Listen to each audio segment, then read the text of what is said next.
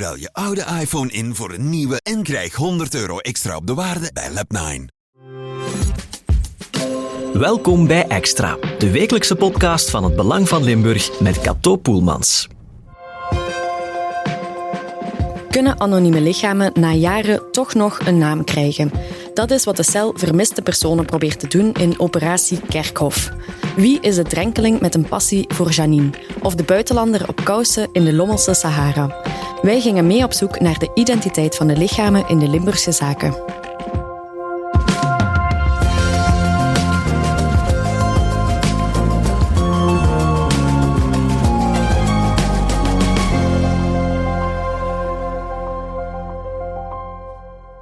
Thomas Jansen, jij kreeg een exclusieve inkijk in het Limburgse luik van Operatie Kerkhof. Maar misschien moeten we gewoon beginnen met het begin, want wat is eigenlijk Operatie Kerkhof? Ja, het is een vraag die ik al vaak gekregen heb de voorbije week, want ik ben er al een heel tijdje mee bezig. En het eenvoudigste om het uit te leggen is volgens mij als je zegt, bij een verdwijningszaak, dan heb je een naam, maar je hebt geen lichaam. Je weet niet waar die persoon is. Operatie Kerkhof vertrekt van het tegenovergestelde. Soms heb je ook een lichaam, maar heb je geen naam. Nu, dat lichaam, dat kan een volledig lichaam zijn, maar dat kan evengoed een bot, een schedel, een stuk van een voet zijn. Je kan het zo gek niet bedenken wat er de voorbije jaren allemaal gevonden is in Limburg.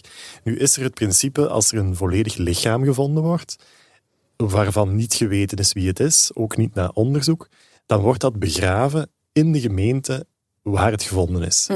Dat gebeurt in een anoniem graf. Nu, stel je daar niet te veel van voor. Vaak herken je het zelfs niet. Ik heb er nu een aantal bezocht. Het zijn vaak graven waar je zelfs de naam graf niet aan zou geven. Je zou er kunnen overlopen zonder je er erg in hebt. Er staat vaak geen naamplaatje, er staat geen zerk op.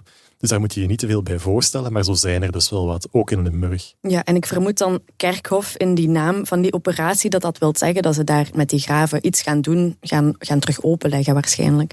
Dat is inderdaad het idee. Hè? Dus ze willen vooral die graven opnieuw openen of die benen opnieuw gaan onderzoeken. Waarom? Het gaat vaak over zaken uit de jaren 90, 2000. In die periode, ik zal het zeggen zoals Alain Remus het zei, DNA, dat bestond wel, maar dat was een soort toverwoord. Het was iets wat wel gekend was, maar het was heel duur en bij gevolg werd er heel weinig gebruik van gemaakt. Dat is vandaag heel anders. Bij elke moordzaak, bij elk overlijden of verdacht overlijden wordt er wel een autopsie gedaan, wordt er DNA genomen. Dus die technieken van vandaag die kunnen misschien helpen om die zaken van in het verleden op te lossen. Ja. Zijn er eigenlijk veel van die anonieme graven? Ja, dat is een goede vraag en ik denk dat zelfs de cel Vermiste Personen daar op dit moment het antwoord niet op weet. Het is zo dat zij eigenlijk begonnen zijn met de vraag, die lichamen waarvan wij weet hebben dat die in dossiers voorkomen, waar zouden die nu zijn? En dat kan dus inderdaad zijn een bot, een schedel die ergens bewaard wordt, maar dus evengoed een anoniem graf. En dan zijn ze begonnen met de gemeentes te contacteren. Die zouden dat moeten weten. Maar het is zo dat ze nu ongeveer halfweg zitten. Ze zijn begonnen in West-Vlaanderen. Waarom in West-Vlaanderen? Daar heb je de kust en daar durft al wel eens een lichaam aanspoelen. Dus daar zijn veel anonieme graven in die kustgemeente. Daarna zijn ze begonnen in Limburg. En hier zitten ze eigenlijk een beetje halfweg. Maar op dit moment ligt Operatie Kerkhof stil. Dat komt door een gebrek aan middelen. Alain Remus van de cel Vermiste Personen is daar heel open over. Er is wat verloop geweest bij het personeel. Er zijn verschuivingen geweest. En, wat ik ook wel begrijp, het is niet de topprioriteit van de cel Vermiste Personen om zaken van 30 jaar geleden gaan op te lossen. Als er vandaag iemand onrustwekkend verdwijnt, dan is dat natuurlijk het eerste waar die mensen zich mee moeten bezighouden. Ja, uiteraard. Jij zegt net, ik ben er al een tijdje mee bezig. Ze zijn ook eerst begonnen West-Vlaanderen, dan naar Limburg. Dus het klinkt ook alsof die Operatie Kerkhof wel al een aantal jaren misschien zelfs loopt. Ja, het idee is eigenlijk ontstaan in, laten we zeggen, 2018. En dat wist ik zelf niet, dat heeft Alain Remus mij verteld. Dat is begonnen met een testcase. Dan zitten we 2018. Ze wilden eens testen van, als we zo'n graf zouden willen opendoen, wat komt daar eigenlijk allemaal bij kijken? Hè? Hoe gaat dat in praktijk? En ze kozen een heel klein dorpje, Bois de Villers, in Namen, bij Profondeville. Heel afgelegen. Nooit van gehoord zelfs. Bewust gekozen. Waarom? Ver van alle media vandaan, ver van alle aandacht. En ze wisten dat daar een anoniem graf was. Dus er gaat een delegatie van de cel Vermiste Personen met een wetsdokter naartoe.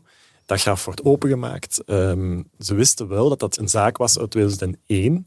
Toen was er in dat dorpje een vrouw aangereden door een trein, om het leven gekomen. En niemand wist wie dat was. Dus, zoals ik al zei, die wordt dan anoniem begraven. Dat graf wordt opengemaakt, er wordt DNA genomen. Dat DNA wordt vergeleken met de databanken die we vandaag in ons land hebben. Er zitten honderdduizenden DNA-gegevens in van onder andere veroordeelde personen, mensen die ooit in contact gekomen zijn met het gerecht omdat ze verdacht werden van een misdrijf. Maar er zitten ook vermiste personen in. Nu, in eerste instantie leverde dat geen match op. Dus het DNA van die vrouw kwam niet voor in de Belgische databank, maar er wordt ook samengewerkt met de buurlanden. Dat DNA-profiel werd opgestuurd naar de buurlanden en gevraagd van, kunnen jullie dat ook eens vergelijken? En plots kwam daar een reactie uit Nederland. Daar zeiden ze van, hey, wij weten wie die vrouw is. En het was niet de minste. Het ging om Corrie van der Valk, uit de familie van de bekende gelijknamige hotelketens. Ja. Iemand die dus al 17 jaar vermist was in Nederland en plots in een anoniem graf in Wallonië bleek te liggen. Ja, dus het levert wel iets op. Ik stel me dan wel de vraag, het antwoord zal waarschijnlijk ja zijn, het zal een domme vraag zijn, maar mag dat eigenlijk, die graven zo openleggen ineens? Wel, het antwoord is niet zomaar ja, want daar komt toch wel wat bij kijken. Hè. Het is niet omdat je van de federale politie bent dat je zomaar een graf mag openmaken. Daar moet toestemming voor zijn van de gemeentes. Daar gaan wel wat procedures aan vooraf. Dat is toch niet zo evident. En ik heb ook gezien bij de graven die opengemaakt zijn, daar komt wel een hele ploeg mensen naartoe. Hè. Dat is niet zomaar iemand van de federale politie en iemand met een schub die het graf gaat opengraven. Daar komen wetstokters bij, daar komt de lokale politie bij, de federale politie, iemand van het parket. Want dat moet natuurlijk ook wel in de beste omstandigheden en met respect voor het slachtoffer gebeuren. Ja. Heb je er een idee van, voordat het dan on hold gezet werd, hoeveel zaken er op de radar stonden van Operatie Kerkhof? Wel, dat waren er wel wat, ik denk een 15-tal, maar heel wat van die zaken, ik zeg het, dan gaat het soms ook om een been, een schedel die gevonden is. En soms is ook heel snel duidelijk wat daar aan de hand was. En dan wordt dat heel snel geclasseerd. Maar er zijn eigenlijk 4 zaken die wij in overleg met het parket en met de federale politie wat extra aandacht gegeven hebben. Ja, en Elke Wevers is daar toevallig niet bij. Want dat is wel de verdwijningszaak van Limburg natuurlijk. Ja, het zou wat geven. Hè. Stel dat Operatie Kerkhof die verdwijningszaak zou kunnen oplossen. Het is de zaak die in Limburg en daarbuiten al jaren... Ja, als ik dat mag gebruiken, tot de verbeelding spreekt, maar alleszins in de ban houdt. Maar de verdwijning van Elke Wevers is relatief recent. Hè. Zij verdween in december 2010. Stel dat haar lichaam in een anoniem graf in België ligt, dan zou dat willen zeggen dat iemand haar lichaam gevonden heeft in de voorbije 14, 15 jaar. En dat er niet de link gelegd is met Elke Wevers, terwijl dat zo'n bekende zaak is ondertussen. Ja, die kans die is heel, heel klein.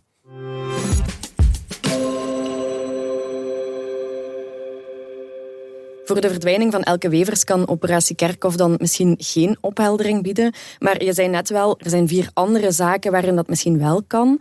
4 spraakmakende zaken uit onze provincie waar jij inkijk in hebt gekregen. Kan je eens heel kort zeggen wat die 4 zaken zijn? Wel ja, ze spreken tot de verbeelding. Hè. De eerste is een drenkeling die is gevonden in 1990. Die man die heeft heel recent opnieuw een gezicht gekregen. Dan is er nog een verdwijningszaak in Lommel uit 1996. Dat was een man die in de Lommelse Sahara gevonden werd. En wat daar wel opvallend was, ja, de politie wilde hem opgraven. Ze komen op het kerkhof aan en plots vinden ze niet 1, maar 2 lichamen. Dan een zaak die ik zelf ook wel heel fascinerend vind, is een frituuroverval in 2002. Je kan je nu afvragen, van, ja, wat heeft dat te maken met Operatie Kerkhof? Ja. Maar 1 van de overvallers is bij die overval om het leven gekomen. En eigenlijk weten we 23 jaar later nog altijd niet wie die man was. En een van de laatste zaken is iets heel recent.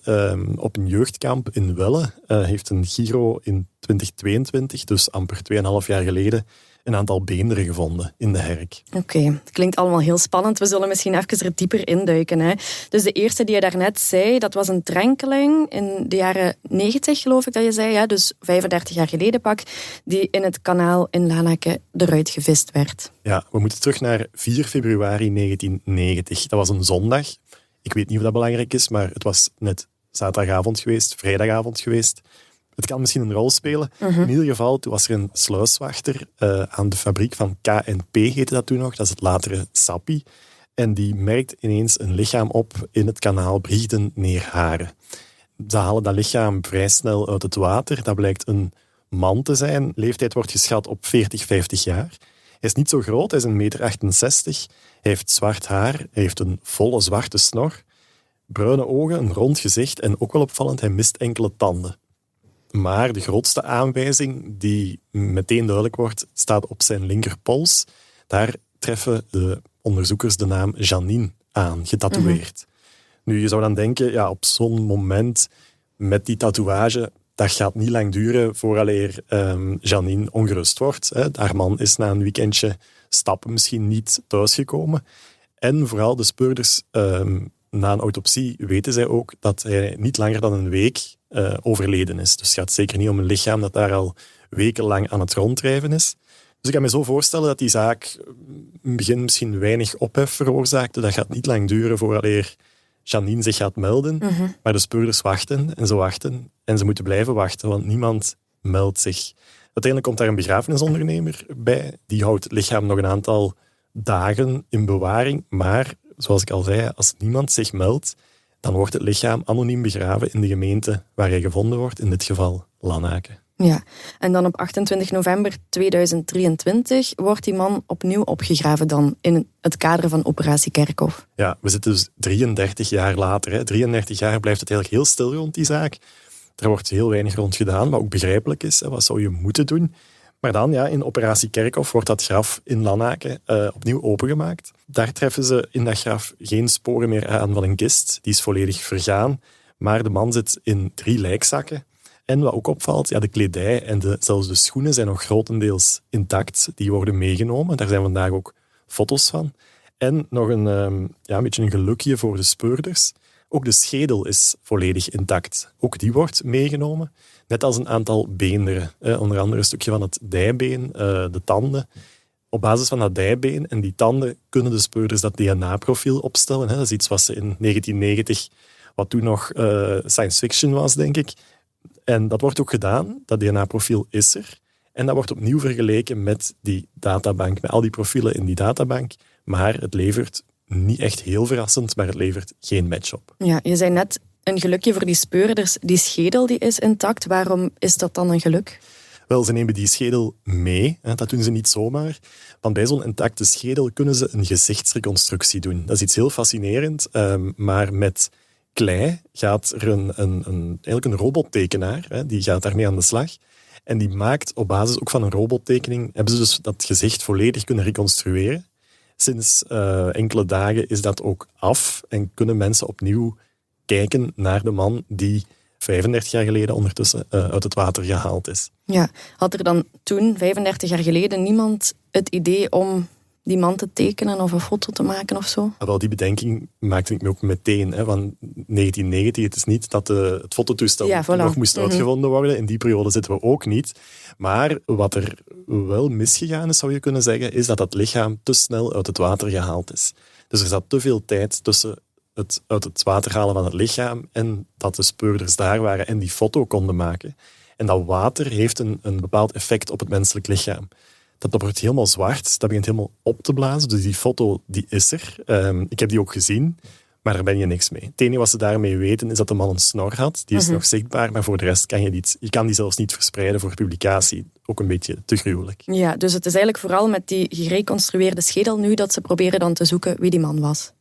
Dat klopt. Hè. Dus ze hopen nu dat die schedel, dat gezicht moet ik zeggen, want het is een gezicht geworden, dat toch een belletje doet rinkelen bij mensen, dat ze die man herkennen. Het is ook zo, je zou kunnen denken dat het een buitenlander is. Hij wordt niet herkend in de buurt, maar er zijn toch wel wat aanwijzingen om te denken dat het een Belg of toch alleszins iemand uit de regio zou kunnen zijn. Er is die naam, Janine, een typisch, ik zou bijna zeggen Vlaamse naam, maar dat is niet correct, maar het is toch een Vlaams-Franse naam die in deze contrée heel veel voorkomt. De man had ook Belgisch geld op zak. 2 muntstukken van 5 frank toen nog. En 1 muntstuk van 1 frank, een beetje klein geld.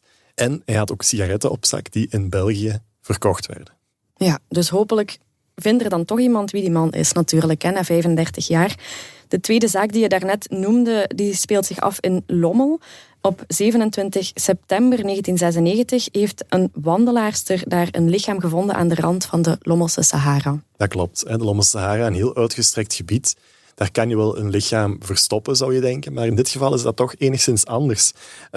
Inderdaad, in september 1996 is daar een wandelaarster met haar hond een wandelingetje aan het maken. En zij vindt daar een lichaam. Niet dat het heel moeilijk te vinden is. Het lag vlak langs de wandelpad. In de buurt was zelfs wat bedrijvigheid van een jeugdheem, waar groepen op weekend waren. Dus het was een heel vreemde locatie om daar iemand te vinden. Zeker omdat het lichaam gedumpt is. Mm-hmm. Hoe komt het dat we dat weten, of dat ze dat vermoeden? De man had geen schoenen aan, maar zijn sokken die waren niet nat, die waren niet vuil. Dus wellicht is hij daar neergegooid of gedumpt. Ja, weten ze dan hoe die man om het leven gekomen is?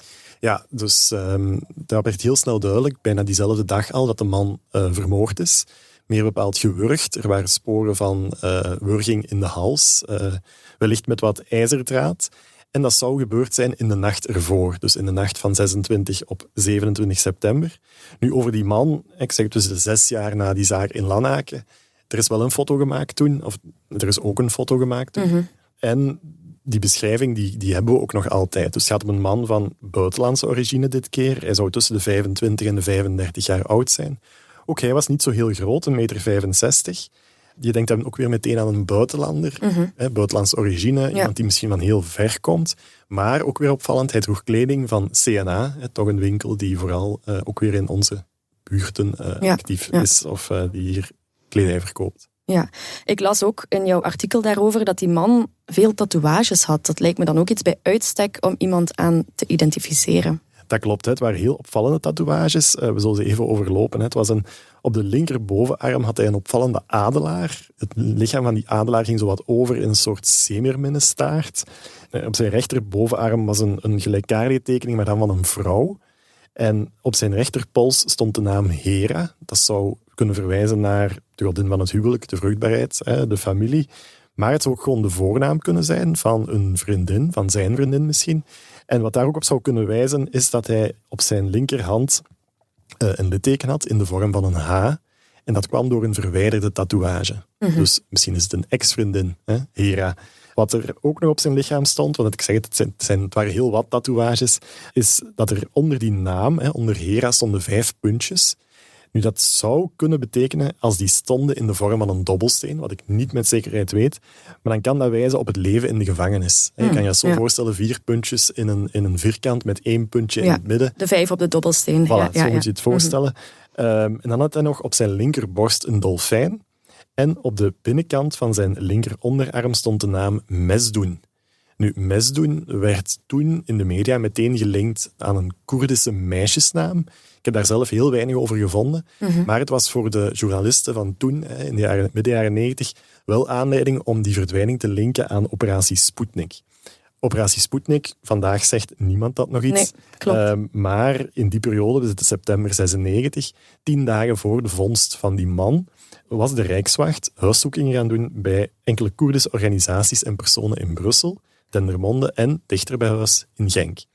Waar ging operatie Sputnik over? Wel, dat was eigenlijk een onderzoek tegen de Koerdische arbeiderspartij PKK. En die hadden een daarmee verbonden tv-zender Met TV. Mm-hmm. En heel die financiering daarvan, dat werd wat obscuur. Dat werd onderzocht. Maar eigenlijk achteraf bekeken moeten we zeggen dat die link met die verdwijning of die vondst van dat lichaam in Lommel, dat die wel flinterdun was. Er is daarna ook niks meer over verschenen. Nee, dus die man die is dan een paar dagen of weken later ook anoniem begraven in Lommel, op het kerkhof van Lommel Centrum. In februari 2023 gaat dan de celvermiste personen en de lokale politie daar naar dat kerkhof om te zoeken. Maar blijkbaar is dat dan echt een speld in een hooiberg. Je zei het net al, niet al die graven zijn heel erg goed aangegeven en dat was dus daar ook zo. Wel ja, in Lommel lag dat lichaam echt op een uithoek. Je kan het niet anders zeggen. Het is een heel groot kerkhof in Lommel Centrum. Het ligt echt op de rand, eigenlijk onder een wandelpad. Wel, die onderzoekers die komen in februari 23 een eerste keer kijken. Ze komen op prospectie, zou je kunnen zeggen. En zij treffen daar Stefan. En Stefan is een beetje de opzichter van de stedelijke begraafplaatsen in Lommel. En die man heeft zijn werk gedaan, want die heeft alles gekeken op voorhand van als die speurders komen, dan moet ik hen toch dat graf kunnen aanwijzen. Waar zou dat nu precies kunnen liggen? En die vindt een oud plannetje. En dat plannetje blijkt zeer waardevol, want daar staat niet alleen het graf van 1996 op aangeduid, maar daar staat nog een tweede anoniem graf op. Ik heb dat plannetje ook kunnen zien. Je moet het echt zo voorstellen als een rechthoekje dat gekribbeld is, met daarbij 1 datum, 18 maart 1974. Dat is alles. Ja. En 2 woorden, zonder hoofd. Oké, ja. Een aanwijzing vermoed ik dan van dat tweede lichaam dat daar ligt. Ja, het intrigeert ook meteen de speurders. Hè. Dus ze gaan dat na. Ze vinden geen zaak die bij hen bekend is van de periode maart 74. Er is echt niks meer geweten over die begraving dan wat er op dat plannetje staat. Maar het geeft de speurders wel een extra reden om naar Lommel af te zakken in mei, enkele maanden later. En dan maken ze dus niet 1, maar 2 graven open. We zullen misschien beginnen bij het meest fascinerende, hè, dat lichaam van maart 74. Ja, ik ben geïntrigeerd, Wel, die kist, het zal je niet verbazen, die was volledig vergaan. We zitten dan, even tellen, goed 50 jaar. Ja. Na 50 jaar blijft er van zo'n kist niet veel meer over. Ook het lichaam was heel fel verzeept en, zoals al op het plannetje stond, het hoofd ontbrak. Dus zonder hoofd, het was een onthoofd lichaam. Op basis van de eerste waarnemingen kan daar heel weinig over gezegd worden, over dat lichaam. Dus wat doen ze weer? Ja, ze gaan een stukje uit dat linkerdijbeen nemen. Daar wordt opnieuw DNA-onderzoek op gedaan. En levert dat iets op, dat onderzoek? Ja, toch wel iets. Op basis van dat DNA-profiel kunnen de speurders zeggen dat het om een man gaat. Maar daar stopt het dan ook. Dat is ook niet echt verwonderlijk. Het is, ik zeg het, meer dan 50 jaar geleden. Er is geen match in de DNA-databank. Hoe zou het ook bijna kunnen? Want dat zou al betekenen dat een veroordeelde crimineel moet geweest zijn. Maar in de jaren 70 gaan ze daar geen DNA-profiel van genomen hebben. Nee. Dus daar stopt het ook meteen. Ja, dus dat was niet zo heel succesvol. Dat tweede graf, dat hebben ze dan ook opengedaan van die man uit Lommel van 96. Klopt, dat was de oorspronkelijke bedoeling. Dat zijn ze zeker niet vergeten. Daar zie je, dan zit je 20 jaar later ten opzichte van die man uit 1974. De kist daar is nog redelijk intact. De kledij die blijkt dit keer volledig vergaan. En het hoofd is ook gedeeltelijk geskeleteerd, zoals het dan heet. Al is er wel nog wel wat huid aanwezig over de linkerhelft van zijn gezicht. Ook de vingernagels kunnen nog herkend worden. Ook belangrijk trouwens voor DNA-onderzoek. En dit keer nemen de onderzoekers de onderkaak met tanden mee. Ze nemen wat vingernagels mee dus. En ook weer een stuk van het rechterdijbeen voor dat DNA-onderzoek. Ja, dat lijkt me wel al redelijk wat DNA dat je daaruit kan halen. Maar dan is natuurlijk de vraag, levert het een match op? Wel, het is weer hetzelfde verhaal. Dat DNA-profiel opstellen, dat lukt wel. Alleen, ja, er is geen match in de DNA-databank. Nu, dit keer hadden ze wel een foto van het lichaam uit 1996 dan nog. Die is ook verspreid in december 2023. Dus die gezichtsreconstructie was dit keer ook niet nodig. En daar is dus een opsporingsbericht over geweest al. Dat heeft 28 tips opgeleverd, waarvan, ik laat mij vertellen, 2 toch wel erg concreet zijn, die heel concreet verwijzen naar een verdwijning in het buitenland uit die periode. Ja. Oké, dus daar kunnen de speurders wel iets mee. Daar zijn ze nu mee aan de slag, maar dat gaat niet zo evident als je zou denken. Er moeten wel wat gegevens opgevraagd worden in het buitenland. En dat heeft uiteraard zijn tijd nodig. Ja, en dan die andere tips, dat was niet zo heel nuttig dan? Die gingen eigenlijk vooral over de tatoeages. Die spreken tot de verbeelding. En vooral dan die adelaar. Er werden wat linken gelegd met de Poolse adelaar, een van de symbolen van Polen. Ik heb ook eens gevraagd aan een Polen-expert. En hij zegt, ja, Poolse adelaar, het zou kunnen, maar dan met die zeemerminstaart toch ook weer vreemd. En Metsoen blijkt dan ook een bedrijf te zijn in Polen. Dus niet meteen die Koerdische meisjesnaam misschien, maar een bedrijf in Polen, actief in de horecasector. Alleen brengt me dat wel bij de vraag, wie wil er nu een bedrijf in de horecasector op zijn lichaam? Niet meteen een super tatoeage, maar goed, je weet het nooit natuurlijk. Hè. De derde zaak, daarover zei je net ook al, die is een beetje anders dan de andere 2, denk ik. Hè? Want eigenlijk weet de politie hoe die man om het leven gekomen is. Die is dus doodgeschoten in een frituur in Beringen. Klopt, hè? Daarvoor moeten we terug naar juni 2002, dus we zitten weer iets recenter. Het was een mooie zomerdag geweest, een zondag. En Guido en Albertine die baten al een aantal jaar frituur de Ring uit. Ze deden dat met heel veel overtuiging en ze waren pas terug na 1 dagje vakantie. Dat is een detail, maar dat blijkt later in het verhaal misschien nog wel belangrijk te zijn. Nu, het was een zondag geweest. Het was een frituur die heel vaak tot heel laat open was. Daar stond ze ook wat voor bekend. In het weekend om 4 uur 's ochtends, na een nachtje stappen, kon je daar nog wel terecht voor een frietje. Maar op zondag dan sloten ze de deuren iets na middernacht. En Guido en Albertine zijn aan het opkuisen. Het terras staat wel nog buiten, maar voor de rest zijn ze bijna klaar. En ineens springt de buitenverlichting aan. En ze babbelen met elkaar en ze zeggen dat zal wel een kat zijn. Ja. Ze krijgt voor de rest geen aandacht. Tot ineens de achterdeur opengaat en Guido, die daar staat met een aantal dozen, een pistool op zich gericht krijgt. Ja, dat is natuurlijk schrikken op een zondagavond. Ja. Op elk moment, denk ik. Eender wanneer, ja, maar zeker dan, ja. Er wordt hem van alles toegeroepen in het Engels, in het Duits, in wat vreemde talen die hij niet begrijpt. En ja, dat wordt een echte overval, bijna een gijzeling in die frituur. Het zal u niet verbazen dat Albertine, de vrouw, dat die, om het plat te zeggen, het kot bijeenschreeuwt. Ik zou exact hetzelfde doen. Ja. Begrijpelijk. En dat gekrijs, dat geroep, dat valt niet in Dovenmans oren. Boven de frituur is een appartementje en daar woont de broer van Albertine.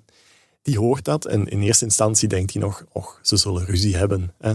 Wat ook kan gebeuren in elk goed huishouden. Maar hij gaat toch eens kijken en hij ziet door de lamellen een overvaller staan met een geweer. Reden genoeg uiteraard om meteen de politie te bellen. Maar intussen in de frituur gaat de gijzeling gewoon verder. Achteraf blijkt dat de overvallers dachten dat er 30.000 euro in de kluis zat. Dat was een verhaal wat blijkbaar de ronde deed. Ze nemen Guido mee naar de kelder. Die opent de kluis. Maar zoals ik al zei, ze waren 1 dag terug van vakantie. En de kluis, daar zat dus niet zoveel geld in. Nu, volgens Guido zat daar nooit zoveel geld in. 30.000 euro in de kluis, dat had hij nooit gehad. En ook omdat ze net terug waren van vakantie, zat er ook in de kassa niet zoveel geld. Dus die overvallers die waren toch wel wat teleurgesteld. Ja, kwaad misschien ook, dat ze niks vinden, want zij komen daar natuurlijk voor en dan blijkt alles leeg te zijn. Ja, klopt. Hè. De sfeer wordt wat grimmiger in die frituur. En net op dat moment komt er een buurman, niets vermoedend, die komt thuis met zijn auto. En die koplampen van die auto die schijnen de frituur in, wat toch wel snel voor wat paniek zorgt. En een van de frituurovervallers die gaat toch eens kijken. Dus die gaat vooraan de winkel, vooraan de frituur, een kijkje nemen. En je kan je dat zo voorstellen, in die frituur waren 2 deuren. De ene deur moest je met de hand openen, dat was om binnen te komen. En de andere deur was een automatische deur. Waarom? Als je de frituur buiten wandelt, dan heb je meestal je handen goed vol. Dat is heel slim. Dat was een heel goede verkooptruc van Guido, al in die tijd. Maar op dat moment wandelt de overvaller, die wandelt voorbij het automatische oog. Die deuren gaan open en daar zijn net 2 politieagenten toegekomen. Ja. De politieagenten vragen de man om zijn wapen neer te leggen in verschillende talen. Hij lijkt dat ook te gaan doen, maar net op dat moment, als hij zijn wapen lijkt weg te gooien, dan haalt hij uit, dan haalt hij de trekker over. En er ontstaat een intens vuurgevecht tussen 2 overvallers en die 2 politieagenten. Ja, en hoe lang blijft dat duren, dat vuurgevecht? Gaan die mensen lopen uiteindelijk? Of hoe is dat afgelopen? Wel, daar zijn heel veel kogels door de frituur geraast. En uiteindelijk neemt een van de overvallers Guido als levensschild mee naar buiten. Samen met nog een andere overvaller. Zij lopen een stukje weg. Ze nemen Guido mee tot ze een draad over moeten. Dan wordt het wat moeilijk om Guido mee te nemen. En daar laten ze hem achter en ze verdwijnen in de velden. Nu, ik zeg 2 overvallers. Ze waren aanvankelijk met 3. Dat is ook wat Guido meteen vertelt aan de politie, die intussen massaal is toegekomen. Zij gaan in de frituur kijken. Guido heeft mij verteld dat het wel even geduurd heeft. Ze hebben eerst de toiletten gecontroleerd, denkend dat die man daar verstopt zat. Maar uiteindelijk vinden ze zijn lichaam achter de toog, levensloos, gedood door 1 van de kogels. Ja, dus dat is die anonieme man dan, waarvan we de identiteit niet kennen. Nu, ik stel me dan de vraag, mensen als Guido, Albertine, de politiemensen, die hebben toch allemaal die man kunnen zien? Die weten toch hoe hij uitziet? Die kunnen daar misschien toch iets meer over vertellen? Ja, dat klopt. Hè. Ik heb ook aan Guido gevraagd van, weet je nog hoe die man eruit zag? En zelfs 23 jaar later gaf hij mij nog een heel gedetailleerde beschrijving. Hij vertelde mij dat hij een rond gezicht had, een stoppelbaard, een beetje rossig, wat rood vel. Ja, niet zo heel veel haar en hij had een echte boksersnek. Guido vertelde mij van hij was zeker getraind. Het leek wel alsof hij al in de gevangenis gezeten had en daar niks anders gedaan had dan gefitnessd, aan die spieren gewerkt. Het was echt een bodybuilder. En wat ook duidelijk was toen, is dat die dode man wel de baas van de bende was. Hij had bijvoorbeeld ook het geld in zijn zakken zitten. Dus dat geld zijn ze gelukkig niet kwijt geweest. En hij had ook de sleutels van de vluchtwagen die klaar stond. Die zat ook in zijn zakken, waardoor ze die auto niet hebben kunnen gebruiken. Ja, wat is er dan met die dode man gebeurd daarna? Ook weer hetzelfde. Hè? Je verwacht dat daar misschien toch wel iemand zich komt melden. Die heeft een aantal dagen, weken, daarover verschillende meningen na 23 jaar. Maar die heeft een tijdje bij de begrafenisondernemer in Beringen gelegen. Tot ook weer, niemand komt zich melden. En dan werd dat lichaam anoniem begraven in Beringen-Mijn. Ja, nu, er waren nog altijd 2 andere overvallers. Die waren op de vlucht. Kunnen zij dan niet zeggen wie de derde was? Wel, aan één van die overvallers is het nooit gevraagd. Waarom? Omdat hij nooit gevonden is. Dat spoor loopt dood. Daar weten ze nog altijd niet van wie dat was. Die andere overvaller is die is de dag erna gewond, ook weer door een kogel, gevonden langs het Albertkanaal. Rond 8 uur 's ochtends. Die is eerst naar het ziekenhuis gebracht en dan uiteraard gearresteerd. Het was een 31-jarige Roemeen. Die is ook voor de rechtbank verschenen. Daar heeft hij eerst 9 jaar cel gekregen en na beroep kreeg hij daar nog een jaartje bij, dus 10 jaar cel. Maar in al die tijd heeft hij nooit gesproken over wie de andere overvaller was. Het lijkt een soort omerta, misschien het ultieme broederschap van elkaar niet te verraden, ook niet na de dood. Maar in ieder geval is daar nooit een naam genoemd. Ja, dus dan komen die speurders van Operatie Kerkhof weer in het verhaal, denk ik. En dan gaan zij dat graf ook weer openmaken waarschijnlijk. Dat zou je verwachten. Hè? Dat heb ik ook zelf lange tijd gedacht, dat dat nog op de planning stond. Maar we zitten in 2002. We zijn ook weer wat gevorderd in heel de procedure, in de kennis van DNA. En in dit geval is er dus wel een autopsie gedaan op het lichaam. En er is ook toen al, in 2002, een DNA-staal afgenomen. Dus daar is een profiel van gemaakt. Ook weer hetzelfde, is vergeleken met de databanken. Hier zou je misschien wel verwachten dat er wat kans is op een match. Hè? Iemand die misschien al in het buitenland veroordeeld is voor criminele feiten. Maar helaas, ook nu loopt dat spoor dood en is er geen match in de databank. Ja, en zou die ene man die in de gevangenis gezeten heeft, of eventueel die andere die ze nooit hebben teruggevonden, zouden die iets gezegd kunnen hebben aan de familie van die dode overvaller dan? Dat is wel de piste waar de stelvermiste persoon op dit moment van uitgaat. Net daarom is het ook een net iets andere zaak dan de overige. Hier wordt van uitgegaan dat de familieleden van die overleden overvaller dat die wel weten wat er gebeurd is. Ze vermoeden dat een van de 2 overvallers hen wel ingelicht heeft. Waarom? In ieder geval is er nooit iemand in het buitenland, laten we veronderstellen Roemenië of die kanten, net omdat die andere man van Roemenië afkomstig was, daar heeft nooit iemand zich gemeld. Heeft nooit iemand gezegd van ik weet niet waar mijn vader is of ik weet niet waar mijn zoon is. Dat zou erop kunnen wijzen dat de familie het weet, maar evengoed zou dat kunnen betekenen dat die familie daar niet voor durft uitkomen, dat het contact al lange tijd verbroken was, of dat er al 23 jaar een familie zit te wachten op nieuws van papa of de broer of de zoon uit België. Ja, en in Welle, de laatste zaak, daar zit misschien ook nog familie te wachten op meer nieuws. Ook weer net iets anders dan de andere zaken die we al besproken hebben, want daar was gewoon geen graf. Nee, dat klopt. Hè. Het is ook een heel recente zaak. De voorbije zaken gingen telkens over meer dan 20 jaar geleden. Nu zitten we in de zomer van 2022, meer bepaald op 24 juli. De typische kampperiode. Hè. Alle jeugdbewegingen trekken op kamp en ook Giro Huylaert deed dat. Die gingen naar Welle. Nu, 24 juli was een heel warme zomerdag, 25, 26 graden. En op de middag, pal op de middag, gaan 3 leden en 3 leiders samen een wandelingetje maken door de Herk. Dus ze trekken hun laarzen aan en ze gaan daar even pootje baden, zoals dat heet. Nu, op een bepaald moment haalt één van hen, ik weet niet of dat nu een leider of een lid was, maar in ieder geval één iemand, die haalt daar iets boven en ze denken eerst nog dat het een tak is, maar na wat beter kijken zien ze ook wel dat dat een been is of een bot. En ze zoeken wat verder in dat water en eigenlijk op enkele minuten tijd hebben ze daar 5 beenderen uit het water gevist.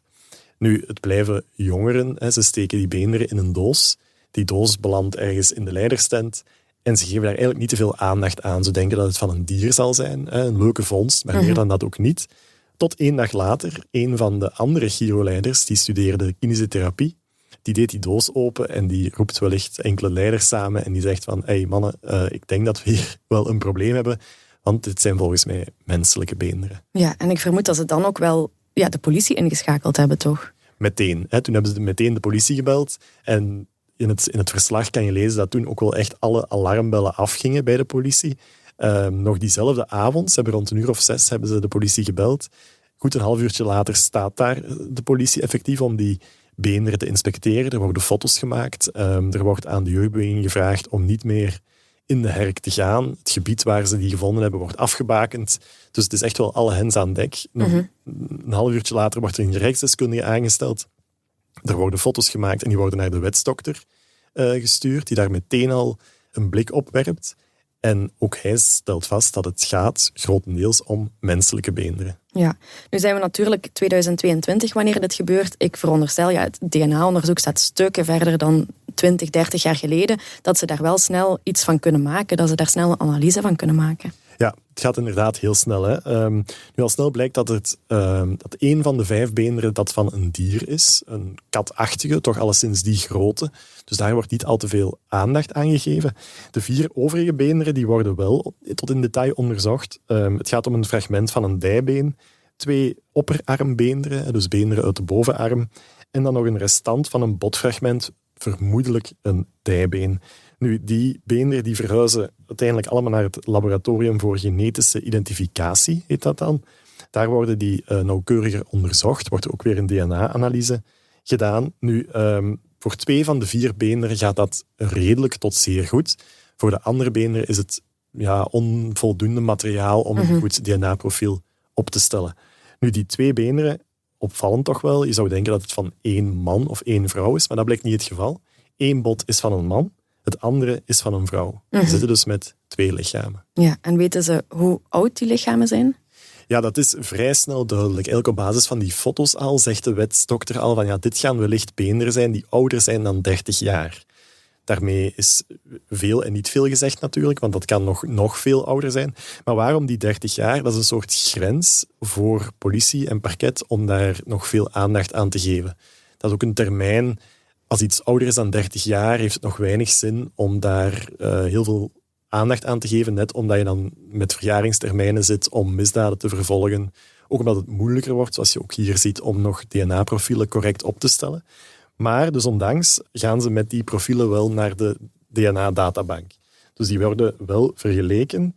Voor 1 van hen is het onmogelijk om dat toe te voegen, net omdat het niet voldoet aan de criteria. Ze weten wel dat het van een man is, maar het is niet voldoende om in die databank toe te voegen. Daar zijn heel strenge criteria voor. Ja. Het andere wordt wel toegevoegd, maar goed, ook daar is er geen match. Nee, maar dat blijft wel nog vergeleken worden dan misschien met nieuwe profielen die erin komen. Ja, alle profielen die later nog toegevoegd worden, die worden meteen ook vergeleken. Nu in dit geval, het blijft een heel vreemd verhaal. In de herk enkele beenderen die gevonden worden. Ik weet zelf niet goed wat we daarvan moeten denken. Is dit een soort Romeo en Julia verhaal in Wellen van meer dan 30 jaar geleden? Of is het een restant van iets of van een kerkhof misschien? Dat heb ik ook gevraagd aan de mensen van de zelfvermiste personen. Het gebeurt soms dat er grond afgegraven wordt op een kerkhof om ergens anders, omdat ze daar grond nodig hebben. Maar dat is een piste die hier toch niet echt gevolgd wordt. Nee, oké. Dat brengt me eigenlijk bij de laatste vraag. Thomas, ik ga even advocaat van de duivel spelen hierin. Hè? Maar heeft het eigenlijk zin om die oude anonieme lichamen op te graven? Je zei in het begin ook al, op dit moment ligt operatie Kerkhof ook stil, omdat er niet genoeg capaciteit is, niet genoeg personeel en middelen zijn. Ja, zijn die mensen ook gewoon niet beter inzetbaar voor andere dingen? Ik vind dat een heel relevante vraag. Ik kan me ook voorstellen dat mensen die bijvoorbeeld die schedelreconstructie of de gezichtsreconstructie in Lanaken gezien hebben, dat die zich afvragen van heeft dat nu nog zin? Iemand die 35 jaar geleden in het kanaal beland is, die door niemand gemist wordt blijkbaar al die tijd, moeten we daar nu tijd en geld gaan insteken? Ik vind dat een heel maatschappelijk relevante vraag, die misschien ieder voor zich moet beantwoorden. Het feit is wel dat het nut is bewezen. Denk aan het verhaal van Corrie van der Valk. Dat gaat om een verhaal in Nederland. Dus volgens mij heeft het zeker nut. Moet het absoluut de topprioriteit zijn? Dat denk ik niet. Maar misschien wel om antwoord te geven aan die mensen die nog aan het wachten zijn. Tuurlijk, stel dat je een gezin hebt, al is het dan in het verre buitenland, die je antwoorden kan geven. En ook al is het dan na meer dan 30 jaar. Ik denk wel dat dat heel, heel waardevol is. En dat dat ook wel onze plicht als maatschappij is om dat te proberen. Nu, ik denk dat voor deze zaken die we net genoemd hebben, dat ook nog wel kan lukken. In vergelijking met de jaren 90 is de wereld veel kleiner geworden. Het moet maar eens zijn dat er ergens in Oost-Europa of in Azië of waar dan ook een familie al jarenlang zit te wachten. Als wij als Belgen dan eindelijk een antwoord kunnen geven, dan vind ik dat we daar alles voor moeten doen. Ja, en misschien hebben wij nu al een kleine aanzet gegeven om het voor mensen op te lossen, want we zijn er deze week natuurlijk heel veel over aan het schrijven. Zijn daar tips op binnengekomen of zo? Zijn daar reacties op geweest? Ja, zondag hebben we online dan het verhaal van Lanaken, de gezichtsreconstructie, gebracht. Maandag stond het in de papieren krant. Ik heb het even opgevraagd, maandagavond, bij de federale politie, of dat zij daar al tips hadden over binnengekregen. En toen hadden ze toch al 8 tips binnengekregen. Wat die precies inhouden, waar die over gaan, kunnen ze nog niet zeggen. Dat maakt deel uit van een lopend onderzoek op dit moment.